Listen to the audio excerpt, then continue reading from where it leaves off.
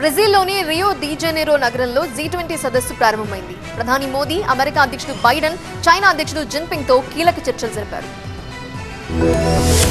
బ్రెజిల్లో G20 సదస్సుకు హాజరయ్యారు ప్రధాని మోదీ. అమెరికా అధ్యక్షుడు జో బైడెన్ తో పాటు చైనా అధ్యక్షుడు జిన్పింగ్ తదితరులు ఈ సమావేశానికి హాజరయ్యారు. సదస్సులో భాగంగా అమెరికా అధ్యక్షుడు బైడెన్ తో ప్రధాని మోదీ కీలక చర్చలు జరిపారు. 2 రోజులు జరగనున్న ఈ సదస్సులో అనేక అంతర్జాతీయ అంశాలపై ప్రధాని మోదీ భారత వైఖరిని వెల్లడిస్తారు. ఐక్యరాజ్యసమితి general secretary Antonio Guterres, Singapore ప్రధాని లారెన్స్ వాంగ్ తో కూడా మోదీ సమావేశమయ్యారు. ఉక్రెయిన్ యుద్ధంపై నేతలు చర్చించే అవకాశం ఉంది. గత ఏడాది ఢిల్లీలో జరిగిన సదస్సు ఫలితాలను కూడా ప్రకటిస్తారు. రియో వచ్చిన ప్రధాని మోదీకి అక్కడ భారతీయులు వేదమంత్ర పఠనంతో స్వాగతం పలికారు. బ్రెజిల్లో తనకు అపూర్వ స్వాగతం లభించిందని, దీన్ని ఎప్పటికీ గుర్తుంచుకుంటానని అన్నారు మోదీ. G20 సదస్సులో పలు ఒప్పందాలపై సంతకాలు చేసే అవకాశం ఉంది. ద్వైపాక్షిక సంబంధాలతో పాటు వాణిజ్య సంబంధాలపై కూడా సభ్య దేశాల నేతలు చర్చిస్తారు. G20 సదస్సు తర్వాత ప్రధాని మోదీ గయానాకు వెళ్తారు. గయానా అధ్యక్షుడు మొహమ్మద్ ఇర్ఫాన్ అలీ ఆహ్వానం మేరకు ఆయన ఆ దేశంలో 21వ తేదీ వరకు పర్యటిస్తారు.